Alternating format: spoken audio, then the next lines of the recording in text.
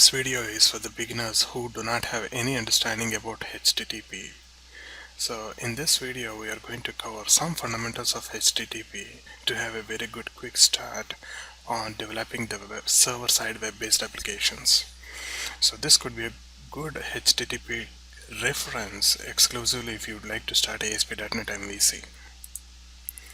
So as part of this video, I'm going to cover introduction to HTTP, how HTTP communication is going to happen, what is the difference between GET and POST, and a couple of demonstrations using ASP.NET. On top of that, I'm also going to cover HTTP monitoring tools, so exclusively with respect to the browser-based developer tools and also Fiddler. Okay, so let's jump in. What exactly is HTTP? So HTTP stands for Hypertext Transmission Protocol or Transfer Protocol.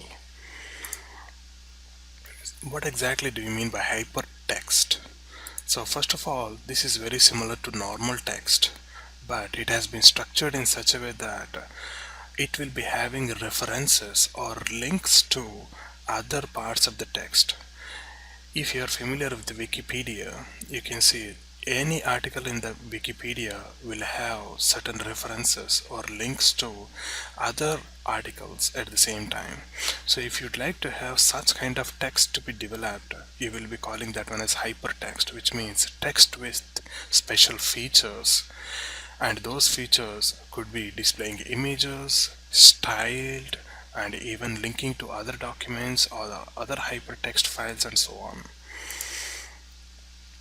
So hypertext is usually defined using HTML language. So HTML stands for Hypertext Markup Language. So this is the language we use in order to have hypertext to be developed. So we use all those grammar and syntax and all the options available as part of this HTML, and then we are going to develop hypertext. Sometimes HTML alone may not be enough, and we can even have a combination of other technologies which include CSS and JavaScript.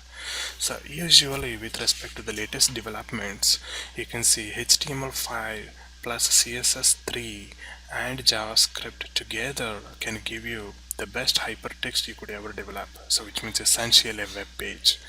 So the latest web page development technologies mostly should be adhered to the standards of HTML version 5 and CSS version 3 along with JavaScript, and this JavaScript could be based on ECMAScript version 5 or 6 being the latest. The next thing is that what exactly is HTTP? So I covered hypertext, but I haven't covered the protocol.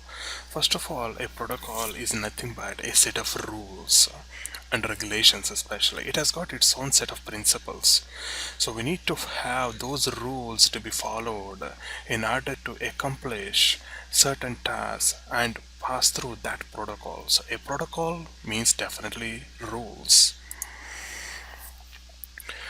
So these set of rules are exclusively in need to transmit the data across. So whenever you would like to have the data to be transmitted across a wire or across a network, there are some set of rules to be followed, and all of those rules become part of a protocol.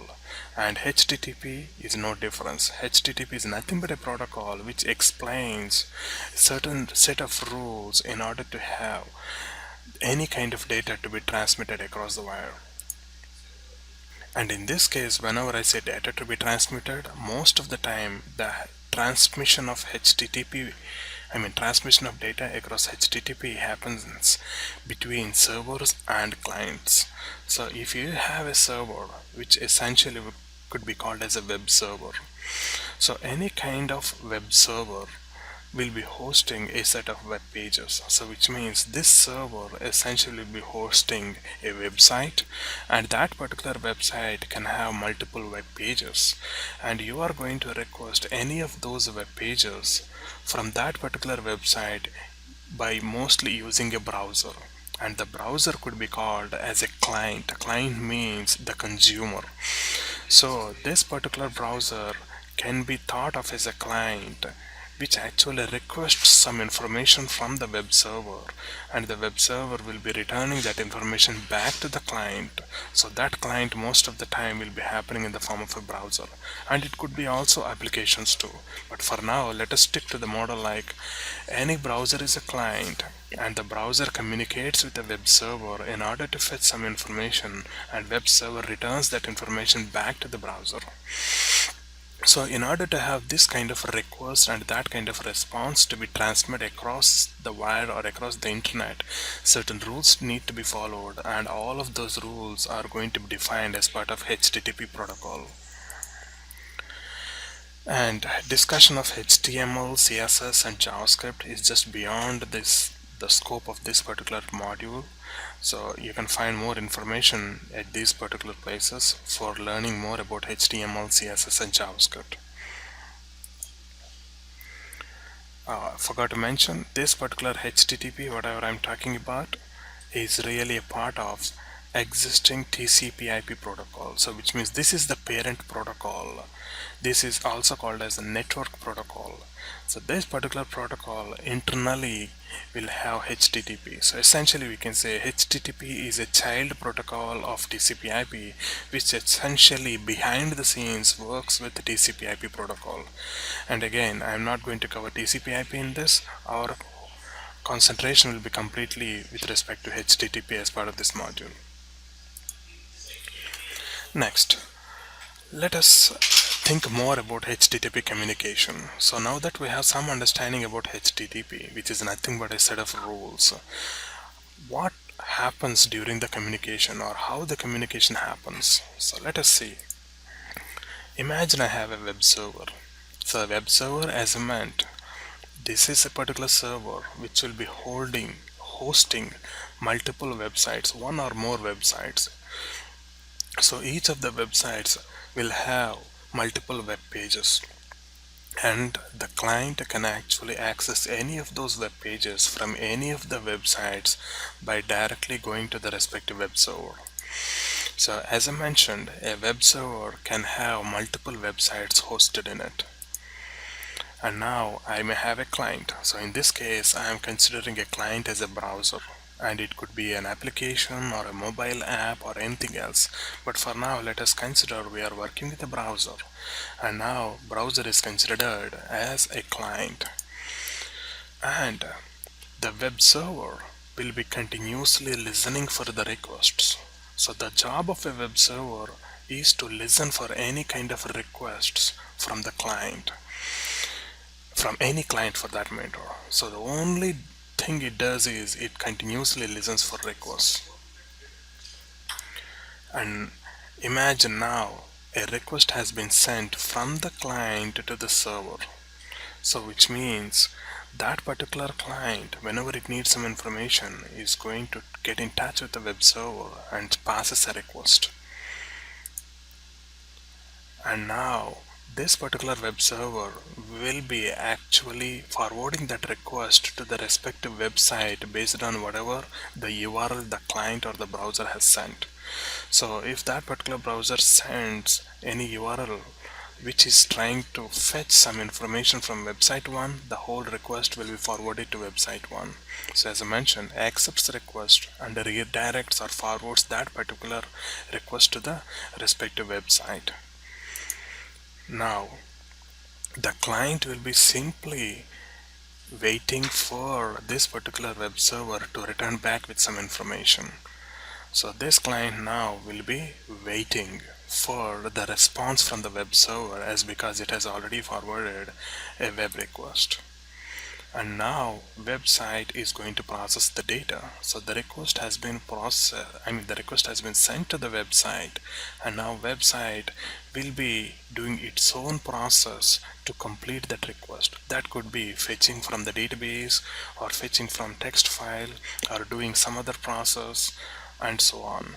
So this particular website is going to be responsible to process that particular request, whatever the client has sent.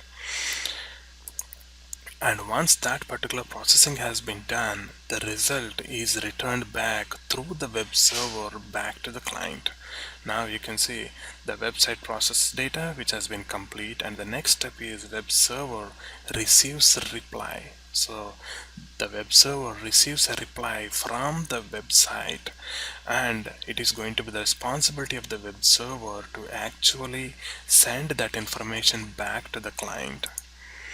And now the client has received the reply. So which means based on the request it has sent, the website has processed the data and returned that particular data to the client through the web server. And now the client has received the reply.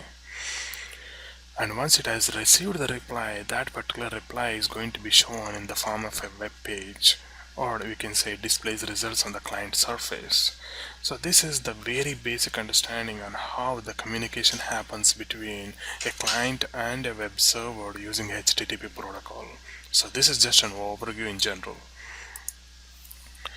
And again, so this, we are sending a request, and you know that we are also getting a reply from the web server back to the client, and there is certain terms for which we need to understand here, and both of them are usually called as messages.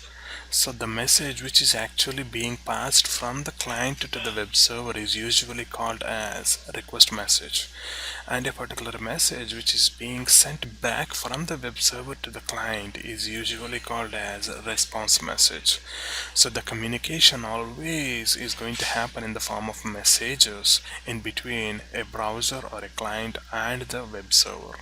So in simple terms, client and the web server exchange or communicate each other only through messages, and the message from the client to the server is always going to be called as a request message, and the opposite, which actually happens from the web server to the client, is called as a response message. So let us dig deep into the request message. So as mentioned, we still have the same diagram. We have the client and the web server, they exchange messages. And now we are going to concentrate on the request message. And that particular request message usually will have an URL, request header, HTTP request method, and content data. So let us see one by one. So URL, so we should be certainly familiar about this. It contains the domain to which it needs to connect to, and the path to the respective web page, like default web page or login web page or something of that sort. It might even have some kind of query string in the sense anything other than the web domain and the path to the web page. If you're sending some parameters like login user ID, or something like paging, first page, page 2, page 4, etc., all of those will be part of query string. So which means some kind of parameters to that particular page you are requesting. So all of those will be usually part of URL. So the next one is request headers. So it contains browser information, cookies if available, authentication information, and other information. So which means the browser information will also be sent back to the web server, like what browser you are using, what version is that, is it a mobile browser or a desktop browser, what kind of operating system you are currently on, date and time, and all that information will be sent back to the web server sent to the web server as part of the same request message. And cookies, whenever you would like to have any kind of login information to be resent back to the web server. So you logged into a website and you are requesting more and more pages from the same website. You don't want to relog in every time for the request. So it needs to have some information to be stored at the client, which will be reused while requesting more and more information from the same website. That reusing of that particular client information which is stored at the client is nothing but a cookie, and that cookie is going to be sent across the wire for successive and progressive request over the time. So authentication information, as I mentioned, if each of those requests are supposed to be authenticated, it can contain some authentication information which includes user ID and password and so on. And it might even have other requested information based upon how it has been implemented. And HTTP method. So usually these are all the types of methods we can have, like get, post, put, delete, merge, and so on. Usually most of the time people are going to work with get and post, and more about put and delete later, but for now we are going to concentrate on get and post. So get is going to simply request using URL and will not have any kind of data to be sent as part of the request body. So the request body is not going to have any data except the URL. So that is what is called as get. And post is very similar to get, except that you are going to send some data back to the, I mean, back to the server. So whenever you have some kind of data which needs to be sent to the server, you are going to call post. So which means it is still going to be the request message. However, the type is going to be called as post, as because you need to send some data along with this information. And the last one is content and data. As I mentioned, the data, whatever you are going to send from the request. So usually the data is sent whenever you are using the HTTP method as post or put, and it is sent as part of a request body. So usually we'll be having the URL, request header, request type, and then the request body. That particular request body is will contain data if you are using the HTTP method as post or put.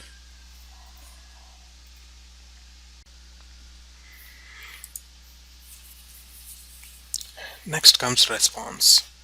So as we have seen the request message, let us dig more into the response message. So again the same diagram, we have the request passing this way, but the response is coming from the web server to the client.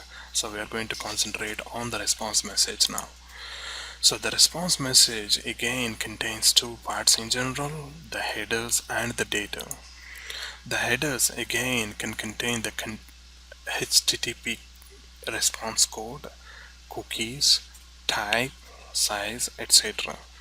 So HTTP response code is something like a standard and open code which essentially gives some kind of status message back to the client. For example, response code 200, which means this request has been successful. So in order to say that this request is successful, it is going to send a code like 200 back to the client. For example, you are requesting for some information which is not available at the web server. Now it is going to respond back saying that 404 is a code, 404. So which means that request is not being, that request is unable to be handled as because that information is not found at the server. So in that way we have several HTTP codes which essentially let the client know about the status of its previous request. So the response message first of all always contains the response code. On top of that, if this server is going to send more information back to the client to be saved essentially for future requests, that is called a cookie. So for example, if you'd like to send any kind of user ID information back to the client so that the same information can be reused while requests or successor requests, it could be used. So for that purpose, the server can send some cookie information back to the client, where client behind the scenes will be working with temporary internet files folder where all the cookies for that website will be getting stored. On top of that, it also contains content type. So content type, usually it could be HTML or image or a zip file or anything else. So what type of information is being sent from the server to the client is nothing but content type. And the next thing, size. That particular response message size, which means how much of information or how much of data in the form of bytes are going to be sent from the server to the client. Even that information may be available, and it might have more information other than the top three. On top of that, it can contain the data. So this is very important. Apart from the rest, the data which is supposed to be received by the client and then shown to the user is going to be called as content or data. Usually the result, whatever we get from the web server for a typical web page, will always be in the form of HTML. as I mentioned, hypertext markup language. So that is the HTML format or the data or the information which is going to be sent from the web server back to the client, and the browser is going to understand that HTML. It is going to execute the HTML, and that is how we are going to see a web page. And whenever I call content or data, it is going to be usually part of a response body. So a response header and response body together frames a response message. So if the web server is going to return any kind of web page, that particular web page content is going to be sent in the form of HTML, which is a plain text and XML together, and that information is going to be executed as part of the browser as browser receives that entire HTML, and after executing that HTML, the result is what the web page the user is going to watch. And let us see a couple of things, or a demonstration of all this get, post and everything. Typically, for a particular web server, you can use IIS or Node.js or Express or whatever, but we have various ways in order to have a particular web server to be hosted and have the website and the web pages and everything. But for now, I am going to use a typical ASP.NET application using Visual Studio, where Visual Studio itself will be hosting its own web server whenever you press F5, which means execute or debug. So during the debugging of your ASP.NET application, Visual Studio hosts a temporary IIS server, or say web server, and using that particular web server, the browser is going to communicate. So the browser will be requesting some information to that web server, and the web server's job is to actually process the request and return back the response. So all of that we are going to see as part of this demo, and I'm also going to demonstrate get and post. And not to mention, I'm not starting ASP.NET MVC in this session, but we're just going to use ASP.NET application for now. And on top of that, we are going to have browser-based HTTP tools to be covered a bit, using any of these IE or Firefox or Chrome or something. And on top of that, we are going to have some Fiddler, some other tool called Fiddler, which is going to be essentially helpful for any developer.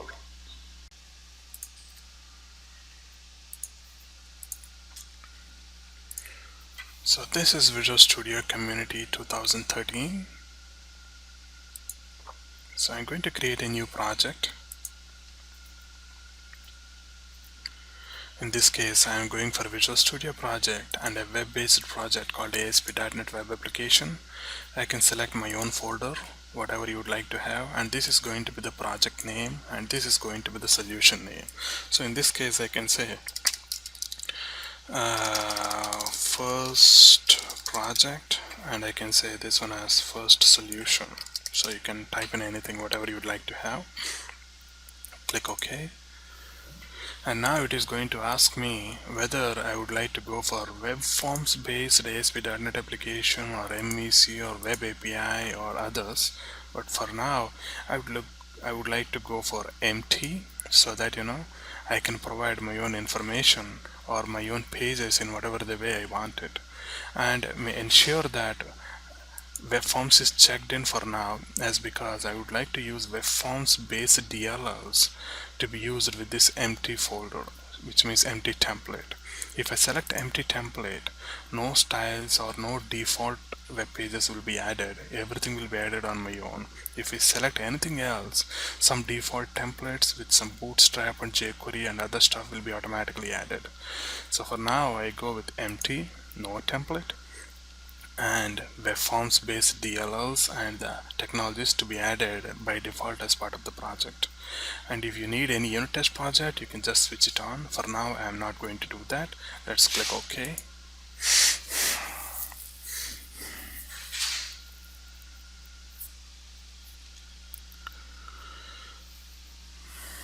Okay, so this is my solution and I have the project here, and let us create a new web page. So I right click here and go with add, and now I can say new web form, or new item, anything. So for now I would like to go for web form. So I can just provide whatever the name I would like to provide here. So for in this case I would like to say something like sample01. So that is going to be the name of the web form I would like to call. So now you can see within the project you are going to see sample01.aspx. So you can see this is the hypertext I was talking about. So this is the structure where I'm going to have all the HTML based stuff to be written. On top of that I can provide whatever the information I would like to say. So like, this is my first web page. So I can just write something like this. And now whenever you would like to execute and test this page, you can use the options available here. So by default Firefox is selected for me, but you can have other browsers like Google Chrome or Internet Explorer or whatever you would like to choose from. So I would like to select Google Chrome for now, and the moment I click on this, you need to watch what are all the things happening here as well. So the moment I click on here, you can see it started building, and at the same time you can see a tiny thing has come out and it says IIS Express.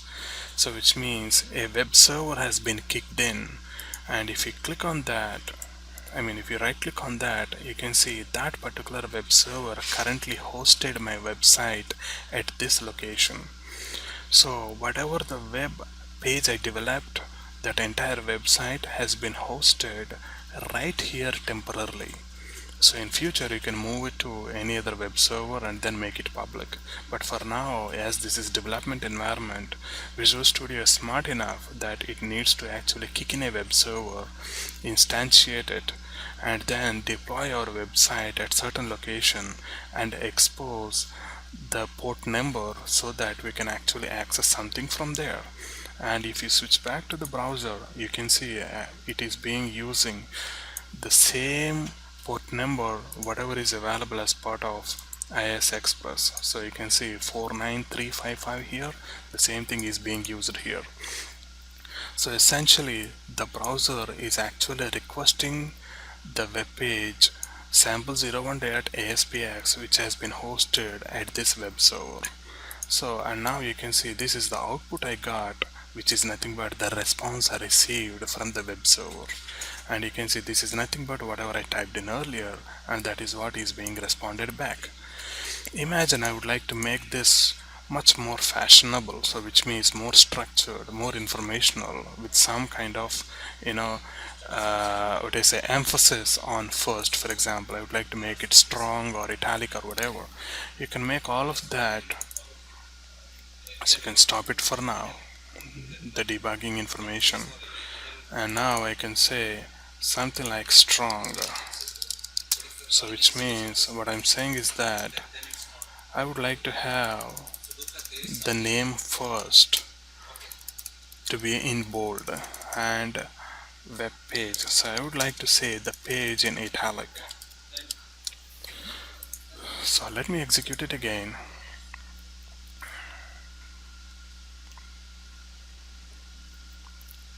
And now you can see first is in bold, page is in italic. And what are all these strong and I? Those are part of HTML, hypertext markup language. So you need to learn HTML in order to learn all of these particular elements or markup related elements.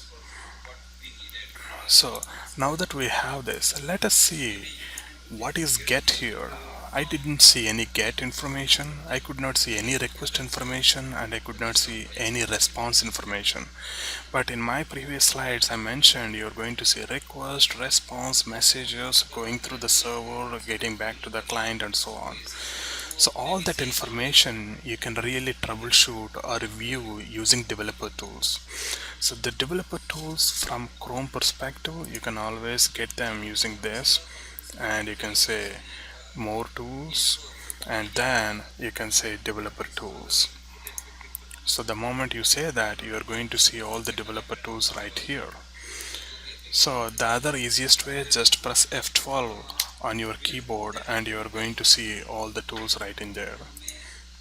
So for now I'm going to actually dock it at the bottom, and you are going to see various parts of your particular developer tools, and you can see the network information. So let us start from here. So the moment I refresh a page, or for the first time I'm typing something here, like I remove this and I say ASPX or something and press enter. So you can see there's a lot of things or a lot of communication happening as part of the network. The most important thing is this guy. So let us forget about everything else, as because rest of the things are being used by Visual Studio internally, but the most important thing is only this guy. Let us concentrate on this one, as because that is the request which is really the one which is requested by you. The rest are for Visual Studio, so forget about the rest. So let us click on this guy for a second, and now let us look into headers. You can see I have a request URL, so you can see this is the request message. I mean, this whole part is request message, and this whole part is really the response message. And as part of the request message, you can see I have the URL, and the request method is get.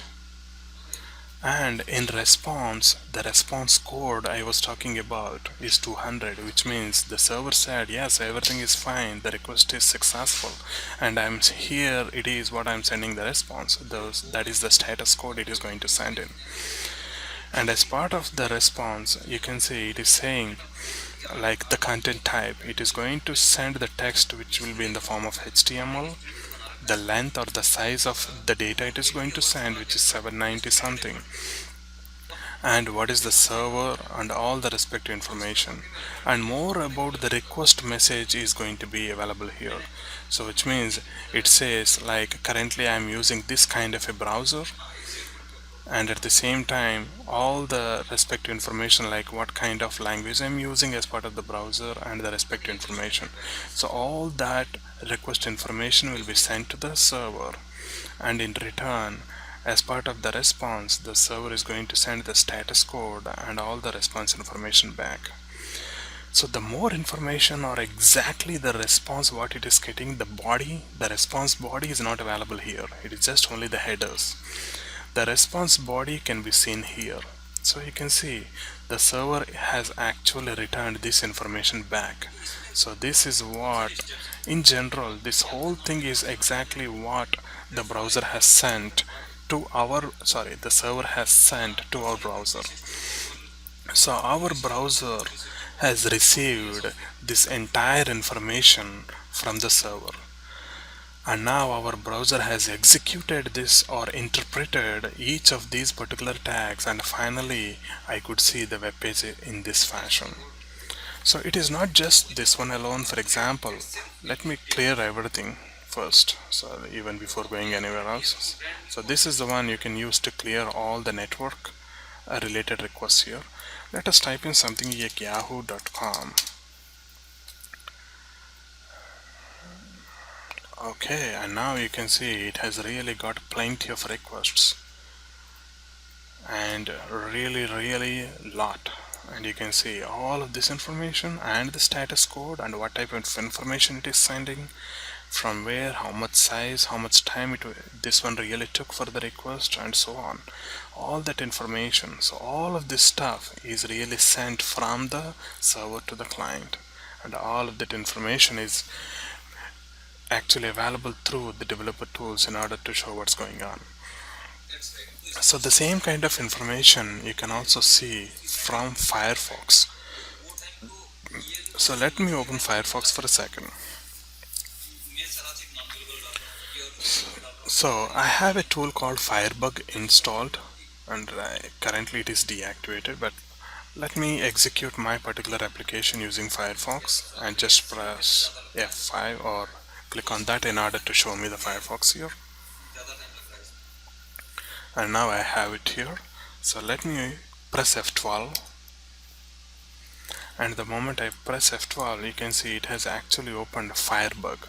So what is this Firebug? So this is an extension or an add-on you need to install after installing Firefox. So for Chrome, developer tools are automatically built in, but Firefox, you still have the developers automatically made available, but this is more intuitive and has more options than the default developer options which comes with Firefox. So in order to install this, you need to go in here, click on add-ons and search for Firebug. And the moment you search for Firebug, for example, you are going to see that, and just say install. So in my case it has been already installed, so that is the reason it gives the option remove and disable. But in your case, if you have not installed, it might look Firebug here and you are going to see an install option. So the moment you install it, it is going to be made available here. So even this one will be similar to whatever the network or the developer tools we might have seen as part of Chrome. So if you click network here, for example, in this case it is disabled, so let me enable it, and now let me re-request this, and now you can see, forget about the rest of the requests, concentrate on this one, and you can see the first request here is actually get request. So if you open down, you are going to see all the headers, the request header, what it is sending, and you can see now I don't see Chrome, it is actually sending Firefox as part of user agent or the browser information.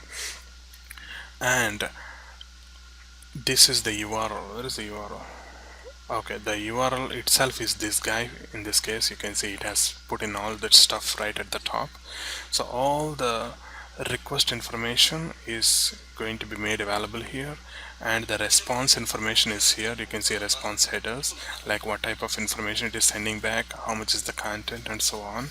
And on top of that, the real response, or say the body of the response, is available here, so which is exactly what it has sent earlier. And now the browser has received this response, the body, and the body is interpreted, and finally we are seeing that here in the form of a web page. So the same thing I can also see using, the same thing I can also see using Internet Explorer. So I can select this and click on run.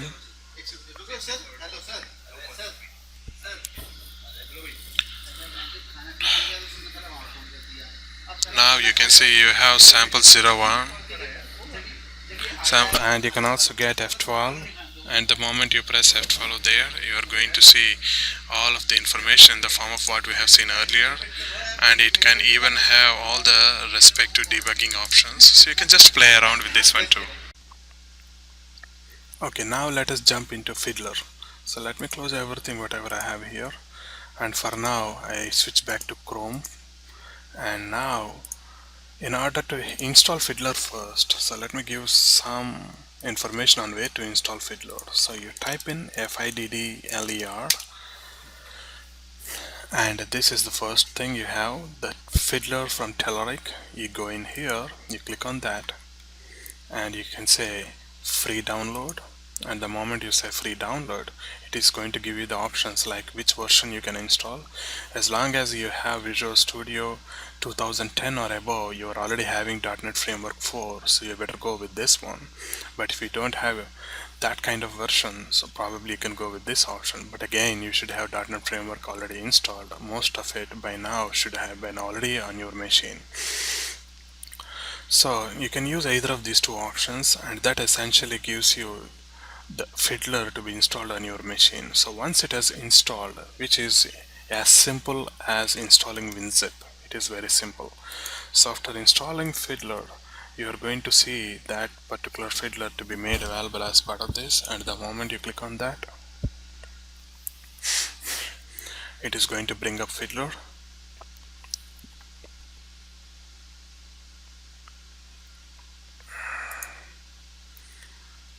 And this is the environment of Fiddler. First of all, Fiddler is a kind of HTTP monitoring tool. So any kind of communication happening through HTTP protocol will be automatically trapped and listed here. So you can have more and more information of every HTTP communication happening from your system using this tool called Fiddler. It can also be called as HTTP monitoring tool, and we have various options and very in-depth options to really try to troubleshoot each and every particular HTTP request. So let us start with our own existing solution, and I executed, and now I'm requesting a web page and it has resulted the output. So let us switch back to Fiddler, and now you can see all the requests which have been through that have been made available here. So let us not focus on everything else, but let us just focus on this one, which is essentially nothing but what you have asked or went through the HTTP request. So in this case I select this, and now you can see all the statistics of information, like how many bytes have been sent, how many bytes have been received as part of the request, and more what is a performance related information, all that stuff. And the very important thing for the developers is going to be inspectors. So if you go to the inspectors, here it is going to show you what kind of request is that. Is it a GET or a POST, and what is the request URL, and if it has got any query string or whatever, and the request header sending what information, like I am currently saying that it is using Chrome and so on. And on top of that, the above top is about request and the bottom part is about the response. So whenever you get this message, just say click here to transform, just click on that. So the bottom panel is going to show you the response, but the top part is going to show you about the request. So usually my favorite is go with raw, so that you can really exactly see on what kind of information is going to the server in a very raw format. So this is what is going to be sent to the server, and now in the response you have the raw option here as well. So if you click on that, this is exactly what I received from the server back to the browser. It includes the response header and the response body. So the response body is the one which is being interpreted by the browser in order to show the information in the form of a web page to the user, and the response header contains the status code, so which is 200, and on top of that the type of the content, the size of the content, and the other related information. So this is a very important tool exclusively for the developers to really troubleshoot each and every particular HTTP request which is going to be communicating between client and the server. Okay, so let me clear everything. So in order to clear everything, you can just click on here and say remove all the information will be lost. So now that we have completed something related to the GET request, let us see how a POST really works. So let me quickly add a new web page, something like sample02, and now you can see this is my new page, and I would like to have a text box and a button in this case. So I would like to have a text box where the user will be typing in some information, and in this case I would like to name the text box as text message. That is the name of that particular element. And now I'm going to have a button, and I would like to say something like button show or whatever. On top of that I would like to have a label, so which is nothing but I am going to call it as label message. And for now, no info yet. So this is the default label.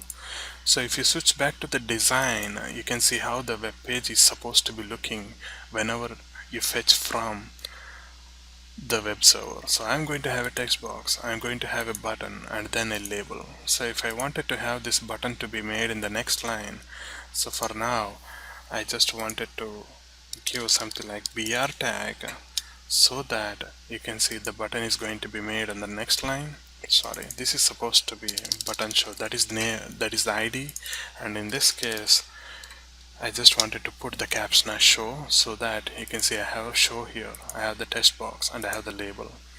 So my goal is that I will be typing something here and click on show, which essentially get that information whatever I typed in and show in the form of a label. So this information need to be replaced with the content I typed inside this text box. So for that I need to write some ASP.NET code in this case. So I click on show and I am going to say lbl message.text equal to txt message.text. So essentially what I'm saying is that I'm trying to fetch the information available inside this particular text box. So that text box is being identified with the name txt message. So if you switch back txt message.text, I'm saying that please get the entire text information whatever the user has typed in inside this text box. Get that information and assign to the text property of the label. So you have the label with this name. So I'm saying that assign that one by replacing whatever you have in here. So this will be replaced, you can see text. This will be replaced with whatever you are actually fetching from here. So let us quickly execute it and see if it is working fine. So let me close the previous one.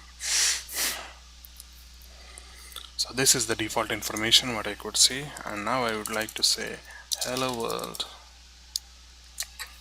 and I click show, and there you go, that exact information whatever I have typed in has been actually placed into the label the moment I click on show. Let us try once again. Hi, and I click show, and now you can see I got hi as well.